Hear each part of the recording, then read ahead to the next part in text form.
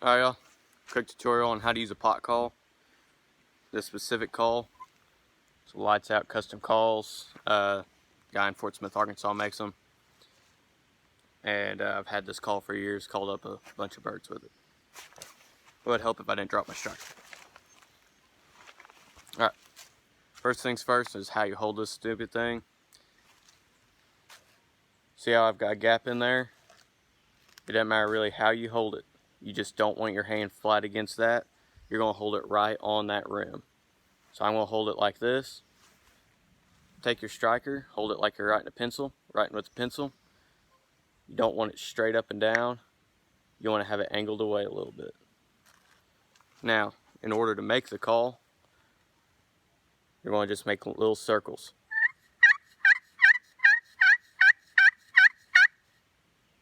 That's going to be your little yelp. You're going to make an oblong circle.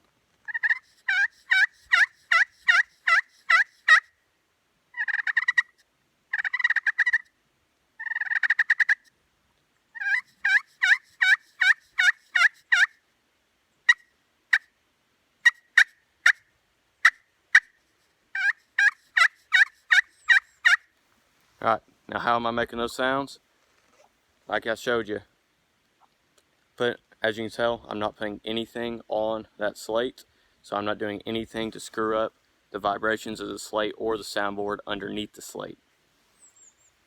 Put your hand on the rim, hold your hand underneath, make sure it's cupped. These little holes, that's where your sound's coming out. That's what's projecting your sound, making it louder. So what I'm doing is I'm making that little oblong circle.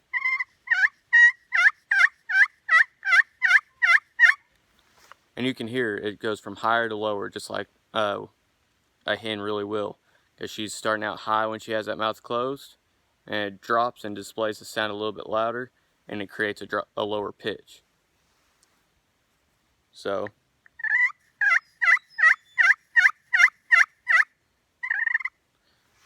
now, that's going to be your basic yelp. I'll try and make one over here so you can see the circles.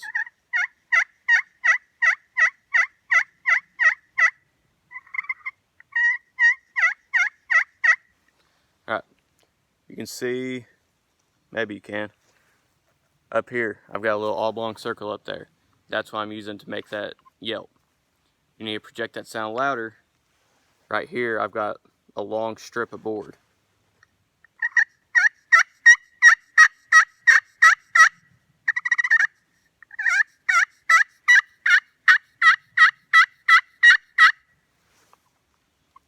As you're doing this, like I said, it's dropping it from high to low. That's your big thing. But those little oblong circles are going to give you your best yelp sound. Don't pick up your striker. Just continue the circle.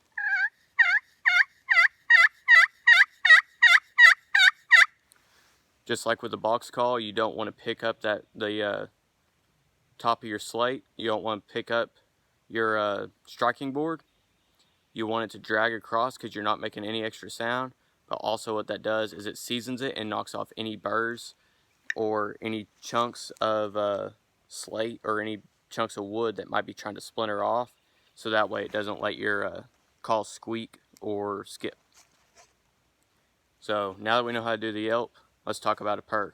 Purr is going to be pretty much the same thing, but you're going to do it long and even longer. A oblong circle, or you're just going to go in a straight line, add a little bit of pressure to it.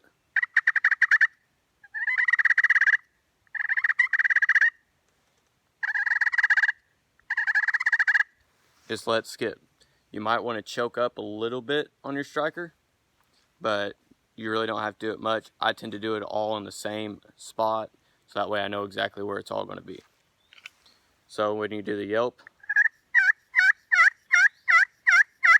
now your purr.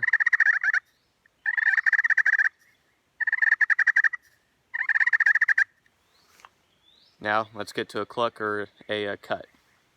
You're going to do the same thing and do it in a line, but you're going to do very short.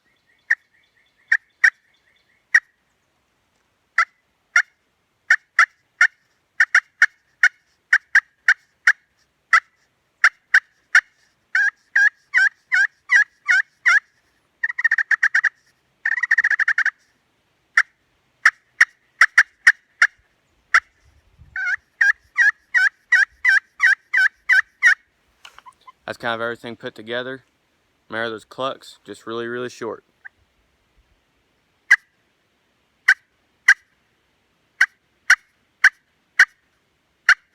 Yelp is that oblong circle. And a purr is a real long half circle, just letting it skip.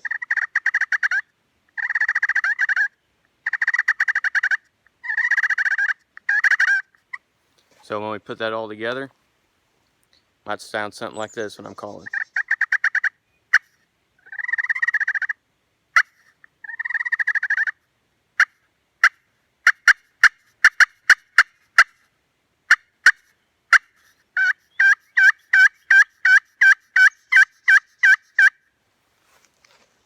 There you go, that's a pretty basic way to do it.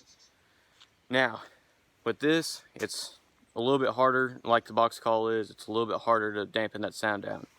But put your hand flat, put that call flat on it where those sound holes are closed up.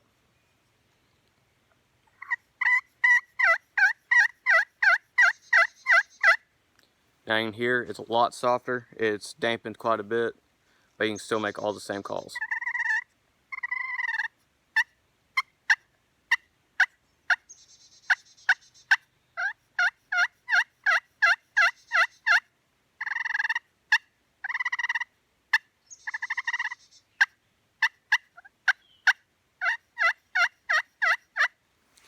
Now for the most part, I stick up by the rim, but if I'm wanting something a little bit deeper, sound more like a Jake yelping, or just want a little bit more volume, you can go down to the center of your call and call there.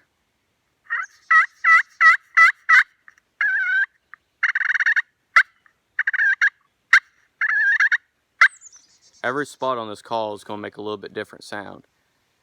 Typically when you find a place you want, you just keep an eye on that same spot and you'll be able to see where you're making those marks, and you'll be able to call in the same spot over and over again.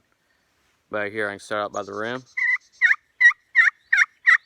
midway,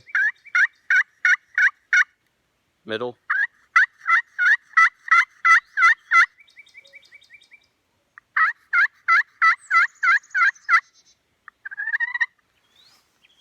so big thing is listen to those turkeys, figure out the way they're going with it.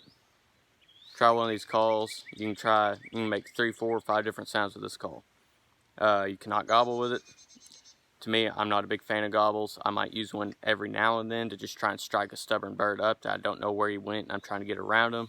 But especially if you're hunting on public land, you never know who's going to hear that gobble, because they're listening for the same thing you are to know where that bird is. And I've called up just as many hunters probably as I have turkeys with any of these other calls without it ever using a gobble.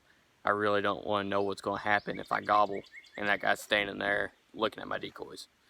I've had him come up and try and shoot decoys before out from under me, which I only use hen decoys for that reason, but you never know who's going to walk up.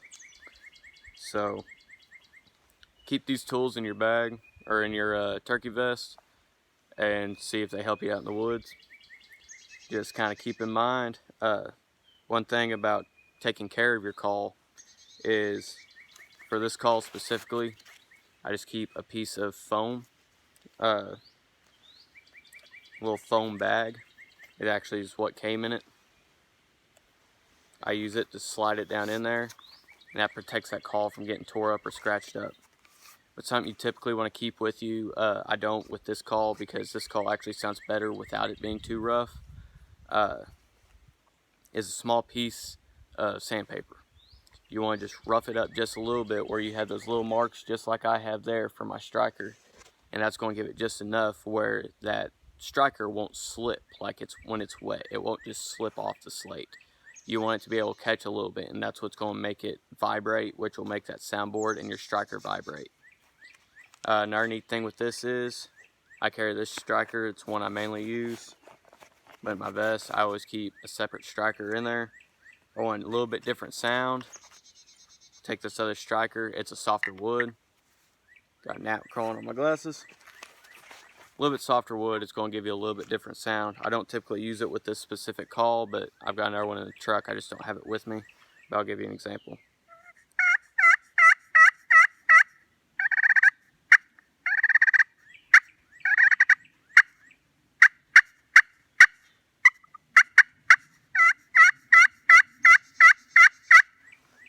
So as you can see, this is a deeper, a little bit bolder sound.